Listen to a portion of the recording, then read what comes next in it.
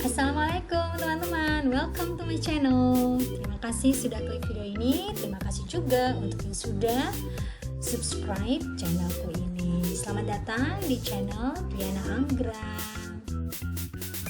Buat yang baru pertama kali mampir channel ini, please klik tombol subscribe dan nyalakan loncengnya, karena kamu akan jadi orang pertama yang akan dapat informasi-informasi menarik, sharing session, dan semua hal yang berkaitan dengan karya tulis ilmiah, dari cara pembuatannya, cara penulisannya, dan isi dari karya tulis itu sendiri. Sebelumnya aku mau say thank you buat teman-teman yang sudah follow Instagram KTI ByD dan sudah kirim direct message ke KTI ByD, di mana ada teman-teman yang berharap untuk aku mengulang kembali lagi pembahasanku tentang latar belakang dan apa yang perlu ditulis di latar belakang. Karena pada video sebelumnya, jadi volume 2, nanti linknya aku sertakan di deskripsi. Itu buat beberapa teman-teman kurang begitu jelas, karena memang aku tidak memasukkan voice record, hanya berupa tulisan. Mungkin ada juga yang malas baca kali ya. Kali ini aku re-upload. Oke teman-teman, yuk kita mulai bahas tentang video volume ke-10 ini, latar belakang bab 1, apa isinya.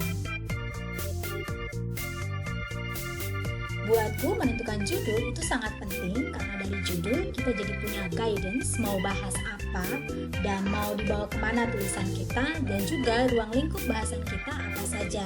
So, pertama kita tentukan dulu judulnya. Nah, di sini aku udah ngambil judul yang ada di internet, aku comot aja sembarangan. Judul dari anak teknik industri tentang analisa sistem pendukung keputusan pemilihan pemenang tender kontraktor dengan pendekatan multi kriteria decision making atau MCDM. Panjangnya judulnya, mungkin bisa disingkat nanti. Dalam penulisan karya tulis ilmiah, aku selalu menyarankan untuk menulis secara mengerucut sehingga tidak melebar kemana-mana pembahasan yang akan kita bahas nanti dan yang akan kita tulis. Jadi sekerucut mungkin, sehingga juga tidak memberi peluang kepada dosen penguji nanti untuk menanyakan hal-hal yang sebenarnya bukan pokok pembahasan kita. Makanya perlu adanya batasan masalah. Di sini aku sudah buat piramid yang bisa memudahkan teman-teman insya Allah memahami pembahasan kita kali ini tentang latar belakang apa aja sih yang ditulis. Oke, kita mulai dari 1, general.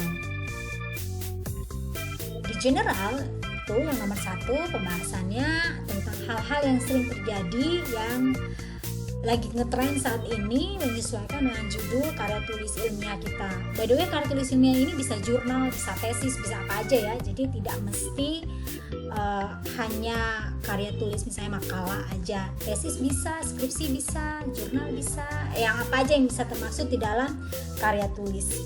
Nah, yang satu ini, langkah awal ini, maksudku adalah kita mulai dari hal-hal yang general, perkembangan sektor konstruksi saat ini, tren-tren dunia konstruksi, apa yang sedang terjadi, apa kata tokoh-tokoh masyarakat mengenai sektor konstruksi, apa kata menteri terkait. Jangan lupa teman-teman cantumkan juga data-data kualitatifnya, biasanya berupa angka. Oh ya, jadi setiap informasi yang kita sampaikan jangan pernah lupa kita taruh sumbernya. Ambil dari mana, kata menteri siapa, kata tokoh siapa, dia bicara di mana, di forum apa, di seminar atau di museum apa, itu harus dicantumkan tanggal dan informasi lengkapnya. Kita ke nomor 2, bahas hal-hal yang mendukung poin 1 tadi ya teman-teman. Maksudku mendukung poin 1 adalah di langkah kedua ini kita mulai membahas tentang sektor-sektor pendukung dalam perkembangan pembangunan sektor konstruksi ini. Apa saja sektor pendukungnya, lalu dikaitkan salah satu sektor pendukung yang merupakan proyek yang menjadi studi kasus kita. Jadi permasalahan kita mulai mengerucut. Kita back lagi ke piramid kita. Oke, yang ketiga kita bahas tentang ide utama plus kelemahan jika ada masalah. Oke, kita nomor 3 kita bahas tentang ide utama dari judul karya tulis yang sedang dibuat. Cantumkan kelemahan yang akan terjadi jika timbul masalah. Di sini maksudku, ide utama judul kita kan pemilihan pemenang tender. Kita mulai nih membahas tender yang sedang terjadi saat ini, fenomena apa yang terjadi. Lalu kelemahan dari tender saat ini sehingga mengakibatkan kita perlu adanya penelitian ini tuh apa? Lama penentuan pemenang tender itu yang menyebabkan penelitian ini diadakan karena supaya tidak menunggu terlalu lama, perlunya ada kriteria-kriteria yang membuat panitia pengadaan barang dan jasa tersebut menentukan pemenang tender jauh lebih cepat dari biasanya. Bahas permasalahan yang terjadi sehingga tidak maksimalnya penentuan pemenang tender. Ya, intinya kita perlu bahas masalah yang terjadi tadi yang menyebabkan penentuan pemenang tender tidak cepat itu apa. Nah, itu dibahas di poin ketiga ini. By the way teman-teman, kalau dengar ada azan mohon dimaklumi karena aku buat video ini pas jam sholat azan, mohon dimaklumi. Selanjutnya kita back to piramid kita. Oke, di keempat ada metode atau pendekatan untuk menyelesaikan masalah. Oke, klik and then di langkah terakhir ini yang akan kita bahas di latar belakang adalah pendekatan yang memaksimalkan pemilihan pemenang tender. Di sini penulis menggunakan pendekatan analytical hierarchy. Nah, teman-teman, penulis yang tadi kita ngambil judulnya itu dia menggunakan pendekatan analytical hierarchy, which is HP ini merupakan bagian dari MCDM, multi criteria decision making. Nah, yang membedakan teman-teman satu, menurutku satu pendekatan saja sudah cukup. Ya, gunakan aja AHP ini untuk menyelesaikan masalah.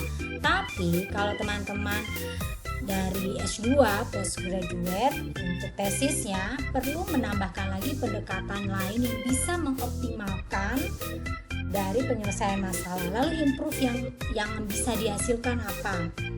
Apakah akan ada dengan penelitian ini akan lebih membuat proyek itu lebih lancar, pemilihan pemenangnya lebih lancar atau gimana? Jadi harus ada improvementnya seperti apa?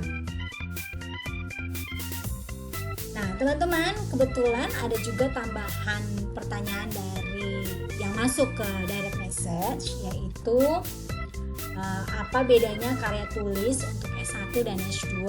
Aku bahas di sini aja sekalian ya, biar sekalian. Gini, singkatnya gini, kalau teman-teman S1 hanya perlu membahas sampai mengaplikasikan pendekatan yang digunakan. Jadi kalau aplikasi yang digunakan adalah AHP, ya cukup dari itu saja. Setelah diaplikasikan ke dalam permasalahan, hasilnya apa? That's it, cuma sampai situ. Tapi kalau teman-teman S2 pembahasannya nambah nih, yaitu improvement, pengembangan setelah pakai pendekatan tersebut apa nih? Ada pendekatan yang bisa dikombin nggak? Hasil yang didapat apakah bisa dikembangkan lagi? Apakah dengan penelitian ini teman-teman S2-nya bisa menimbulkan atau apa ya bahasa tepatnya? Ya, menciptakan teori baru. Nah, itu bisa itu. Kadang-kadang dari penelitian kita bisa, kalau kayak gini mungkin lebih bisa ya kayak gini. Itu bedanya teman-teman S1 dan S2.